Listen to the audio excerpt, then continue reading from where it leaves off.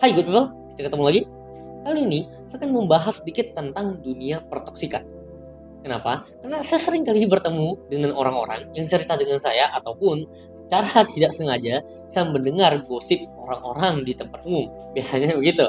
Dan mereka sering kali menceritakan tentang orang-orang yang mereka rasa toksik.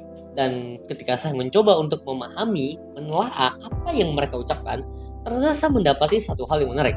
Ternyata masih banyak orang yang tidak memahami apa arti toksik yang sebenarnya. Ketika orang tidak memahami arti toksik yang sebenarnya, masalah pasti muncul di sana. Apa masalahnya? Yaitu orang akan cenderung dengan mudah menuduh satu sama lainnya bahwa orang di sekitarnya itu toksik. Contohnya, ada keributan antara A dan si B. Kira-kira apa reaksi si A? Ya, pasti sama kan? Gue gak nyangka gila, ternyata si B ini gue udah kenal lama dan ternyata dia orangnya toksik. Wah, kalau udah seperti ini, pilihan gue cuma satu. Gue harus jauhin ini orang. Menariknya adalah, reaksi si B pasti sama. Dia akan mengatakan hal yang sama, yaitu dia akan merasa bahwa si A ini toksik dan harus dia jauhi. Dan di sanalah terjadi namanya pengulangan tanpa batas. Setiap kali mereka punya masalah dengan orang lain, dengan cepat mereka langsung menuduh orang-orang ini toksik. Maka pengulangan ini tidak akan pernah ada habisnya. Dan menariknya lagi adalah ini terjadi di satu Indonesia kita. Nggak cuma di daerah tertentu atau orang-orang tertentu, tapi satu Indonesia kita semuanya sama seperti itu. Kenapa?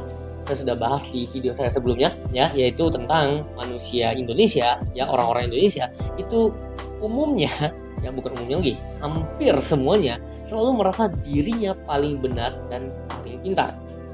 Mereka nggak pernah salah. Jadi ya tidak pernah terlintas bagi mereka untuk menyalahkan diri sendiri. Yang ada adalah menyalahkan orang lain.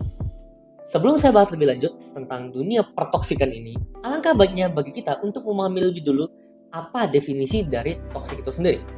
Menurut saya, toksik itu sendiri adalah sifat atau karakter seseorang yang cenderung menyusahkan, menyakiti, dan merugikan orang lain, baik secara fisik maupun emosional. Ya, kalau kita bicara fisik, udah pasti tindakan. Kalau kita bicara emosional, kemungkinan besar itu lewat kata-kata. Dan alasan kenapa saya membahas tentang dunia pertoksikan ini adalah sesuai dengan tema channel saya ini adalah Good People, dimana saya berharap teman-teman yang bisa dengan intens atau rutin mengikuti channel saya bisa menjadi pribadi yang lebih baik. Salah satunya adalah dengan cara ini, yaitu kalian mampu mengasah sebuah skill baru di mana kalian bisa lebih bijak dan cukup dewasa untuk menilai seseorang apakah ini orang toksik atau tidak. Karena rata-rata orang di luar sana itu cenderung sedikit demi sedikit selalu ini orang toksik, ini toksik, dan toksik. Mereka tidak punya landasan atau fondasi untuk menghakimi orang kenapa dia toksik. Kalau kita minta mereka menjelaskan, mereka tidak akan mampu menjelaskannya. Mereka pasti bingung. Karena mereka pasti akan menjelaskannya secara subjektif. Tapi kalau kalian mampu memahami ini, kalian akan bisa menghakimi seseorang, toksik ataupun tidak, secara objektif. Bukankah itu jauh lebih baik untuk kehidupan Anda dan orang-orang di sekitar Anda? Ada dua jenis toksik menurut saya pribadi. Yang pertama adalah kelompok orang yang benar-benar toksik.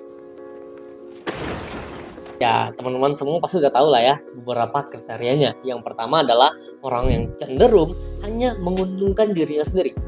Yang kedua, cenderung memikirkan dirinya sendiri. Yang ketiga, tanpa sungkan untuk memanfaatkan orang lain. Yang keempat, sulit berempati. Yang kelima, memperlakukan orang lain dengan semena-mena.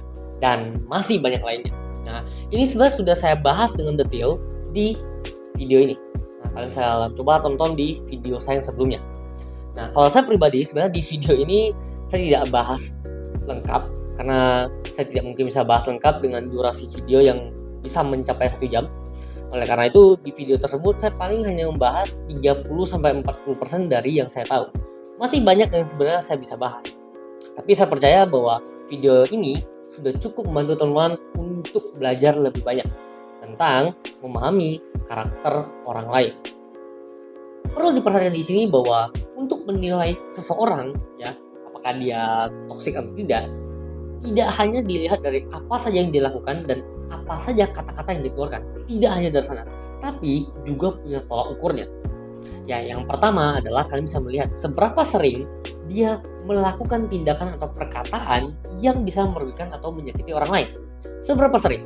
Kalau dia sering melakukannya, bahkan mungkin bisa jadi tiap hari dan tanpa pandang bulu, besar kemungkinan orang ini memang setoksik-toksiknya. Tolak ukur yang kedua adalah apakah orang ini bisa ditegur atau tidak. Kalau orang yang tidak bisa ditegur, itu besar kemungkinan dia toksik. Kenapa? Karena orang yang punya harga dirinya tinggi biasanya anti ditegur. Dan kalau orang yang punya harga dirinya tinggi tidak bisa ditegur, ya toksik kan? Nggak bisa ngomongin, dia salah pun dia tetap merasa dirinya benar. Bukankah itu sudah memenuhi kriteria dia real toksiknya? Tapi sebaliknya, kalau orang ini bisa ditegur, besar kemungkinan dia melakukan tindakan atau perkataan yang dirasa itu toksik tanpa dia sadari. Simpel, ketika kita menegur dia, mungkin responnya begini, iya ya, gue nggak pernah terpikirkan loh bahwa gue selama ini sifatnya kayak TAI. Ya, bisa jadi dia jadi sadar. Oleh karena itu, sekali lagi ingat teman-teman bahwa ada banyak hal atau perjalanan yang harus kalian lewati untuk bisa menilai seseorang ini toksik atau tidak. Karena ingat, manusia tidak luput dari kesalahan. Bisa jadi orang itu bersifat toksik karena dia sedang mengalami masalah yang berat. Mungkin selama kurang lebih seminggu 2 minggu masalah beratnya tidak selesai juga. Maka tanpa dia sadari, dia bersikap toksik terhadap orang sekitarnya dalam beberapa waktu. Misalnya mungkin 2-3 hari, seminggu, dan lainnya. Bisa jadi kan? Bukan tidak mungkin. Saya percaya kita semua pun pernah seperti itu. Ketika lagi stres, ya tanpa sadar kita berperilaku toksik kepada orang di sekitar, terutama pasangan dan orang tua. Biasanya begitu ya. Berikut adalah jenis toksik yang kedua. Kalau yang tadi kan pertama adalah toksik yang benar-benar toksik. Yang kedua ini adalah toksik yang untuk hiburan, senang-senang, ataupun seru-seruan. Contohnya, ada beberapa YouTuber gaming yang memang sampai hari ini sangat terkenal toksik. Yang pertama saya bisa sebutkan itu adalah Reza Arab Octavian. Ya, orangnya sudah pensiun, tapi dia terkenal toksiknya di masa lalu. Untuk perjaman sekarang, itu ada yang namanya Windah Basudara. Nah, beliau kalian bisa lihat memang toksiknya juga ampun-ampunan. Ya, berbagai kata kotor itu sudah pernah keluar dari mulutnya. Yang ketiga masih ada Ervan. Ya, dulu saya pernah nonton dia pas pandemi, habis itu udah nggak pernah lagi.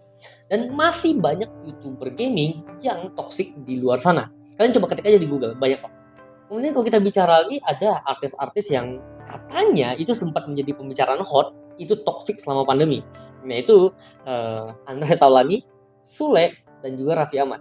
Kenapa mereka bertiga dibilang toksik? Karena suka memamerkan harta-hartanya yang katanya mempengaruhi mental health-nya para penonton. Katanya, saya sih nggak tahu ya. Nah, termasuk juga kalau kita berbicara selain YouTuber dan para artis, saya juga mengakui saya pun toksik.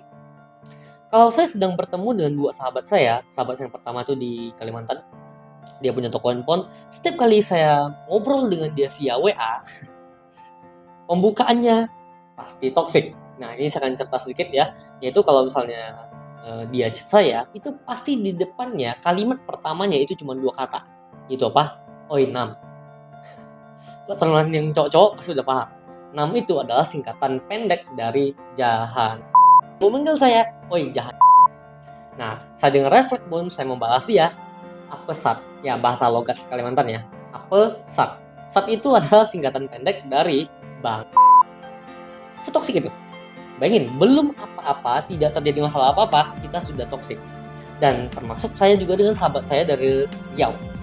Bahasanya kalau dengan sahabat saya yang kedua ini, bahasanya sih nggak kotor ya. Tapi kelas tinggi, berkualitas. Ya, kelas tinggi dan berkualitas, tapi justru itu yang menyakitkan. Ya, kalau sahabat saya yang pertama ini ya kotor, tapi tidak menyakitkan. Kalau dengan sahabat saya yang kedua, tidak kotor, tapi sangat menyakitkan. Itu. Tapi itu bukti bahwa toksik itu bagi saya adalah sebuah seni, teman-teman. Sangat membosankan sekali kalau hidup kita ini tidak ada seninya. Sangat membosankan. Saya ke orang tua saya pun, saya toksik. Tapi jangan tanya toksiknya apa. Cukup tahu saya toksik ke orang tua saya. Udah, jangan nanya toksiknya apa. Ya, dan percaya tidak percaya, one day mungkin kalau ada kesempatan saya akan bikin testimonial ya, video pendek dengan orang tua saya. Tanya dengan beliau, pernah dia satu hari saja saya tidak toksik ke beliau? Tanya aja. Saya pasti toksik setiap hari, tidak pernah absen ketika saya ada di rumah ya. Kalau saya lagi sibuk di luar kota ya nggak sempat untuk toksik ke dia. Tapi itu adalah sebuah contoh nyata bahwa toksik yang kedua ini berbentuk hiburan itu sah-sah saja, nggak ada masalah. Terus bagaimana kok kalau anak-anak penonton? Mereka pasti tercemar mengikuti kata-kata kotor ini ataupun orang-orang dewasa jadi ikut-ikutan pamer. Saya kan bilang begini, faktanya secara data ya, saya tinggal di sebuah pulau Kalimantan ya, di kota kecil. Menariknya di masa lalu ya, saya sudah tahu banyak bahasa atau kata-kata kasar. Dulu mana ada YouTube? Dulu belum ada YouTube, bahkan internet aja belum. Sebenarnya ada, cuman karena saya miskin makanya saya bilang nggak ada. Jangan protes, ya. Saya ngomong, saya enaknya saya. Jadi saya bilang nggak ada, berarti nggak ada. Dah, ikut aja. Nah, itu buktinya bahwa dulu belum ada YouTube, kita sudah mengenal, saya nggak tahu kalian, ya mungkin saya dan teman-teman saya, kami harusnya ya, sudah mengenal kata-kata kasar ini, ya. Dan itu bukan dari YouTube, bukan dari video, tidak. Dari lingkungan pergaulan. Saya juga nggak tahu teman-teman saya ini dapat bahasa itu dari mana. Ya, saya ikut-ikut aja. Nanti nggak ada hubungan. Kalian mau sampai kapanpun, cepat atau lambat, ya, manusia yang udah beranjak dewasa pasti paham bahasa-bahasa kasar ini. Jadi sangat bullshit kalau kalian ingin mengatakan bahwa anak itu akan sampai besar kita didik sebersih mungkin. Itu bullshit. Dan menariknya lagi adalah sebuah kisah nyata ya. Jadi saya masih ingat SD kelas 6. SD kelas 6 dulu kan handphonenya masih Nokia ya. Tapi kelas 6 SD itu kalau saya nggak salah ingat sudah yang ada warnanya, bukan yang hitam putih. Kelas 6 SD itu jadi di ujung ruang kelas itu ada teman-teman saya yang ngumpul. Heboh banget. Mereka kayak lagi melihat sesuatu dan saya nggak tahu itu apa. Itu sekitar 7-8 orang.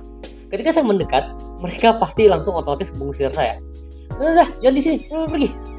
Dan ketika saya sudah beranjak SMP, saya baru mulai sadar bahwa apa yang mereka tonton adalah sebuah handphone dengan isi video porno. Bayangin, zaman dulu internet susah, tapi saya tidak tahu caranya bagaimana mereka bisa dapat koleksi video porno ini. Artinya, jangan munafik untuk selalu menyalahkan orang bahwa anak-anak ini atau orang-orang yang masih remaja ini ikut berkata kasar karena para YouTuber atau para artis ini. Tidak. Atau mereka jadi terbiasa nonton video porno itu karena ya mereka. No. Memang cepat lambat semua orang akan mulai memahami bahasa kasar bahkan hingga ke video porno. Yang perlu kita lakukan hanya dua. Yang pertama adalah jangan kasih anak kecil nonton. Ya anak kecil yang masih di bawah 10 tahun lah ya. Yang kedua adalah edukasinya. Sesimpel saya percaya bahwa kita sering kali menonton orang-orang yang toksik. Ya bahkan ada channelnya juga kok, channel yang hari ini agak lumayan toksik ya. Itu Fernalta dan Tekotok. Itu dua channel yang saya tonton tiap hari. Karena mereka uploadnya rutin. Toksik nggak? Toksik sekali. Tapi apakah membuat saya dan orang-orang para penontonnya jadi ikut untuk mengeluarkan kalimat tersebut? Tentu tidak. Kita hanya nonton itu, kita dengan penuh kesadaran, itu hiburan. Bukan untuk diduplikasi. Kalau sampai ada anak yang menjadi tercemar, percaya teman, dia memang sudah dari sebelumnya sudah tercemar. Memang sudah di kalangan pergaulannya memang sudah seperti itu. Hanya saja menjadi sedikit lebih jadi-jadi karena konten-konten itu. Jadi jangan serta-merta menyalahkan orang-orang yang ada di media sosial. Tidak. Sesimpel itu.